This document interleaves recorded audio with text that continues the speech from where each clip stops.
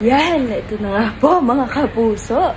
Again, ako po si Crystal Paras and we are on the set of Pinoy Crime Stories. As you can see, nawala na po ang araw. Actually, ginawa na namin yung last pong namin. It's been a very, very long day. But sana po masuportahan niyo po ang aming episode. Ako po ay gaganap bilang si Lynn sa aming isasadula na kwento.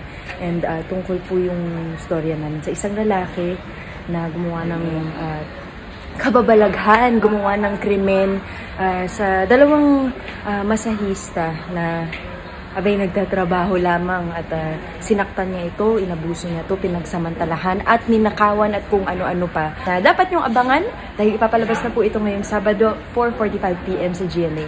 See you, kapuso! Action! Ano nangyari? Sir, nag-rape po ako. Ninakaw lahat ng gamit ko. Sino yung ginawa niya?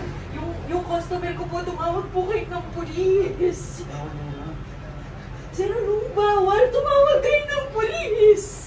Hindi ko pwede kasi mabalak yung mga guests natin. Sir, ginahasa po ako. Ano po ba mahirap intindihin doon? Dapat kasi kinikilala mo yung mabuti yung kasama mo. Bago mong kitahin. Maring tulungan mo itong guests natin. Yes, sir. Book mo ng abat na makauwi. Sir,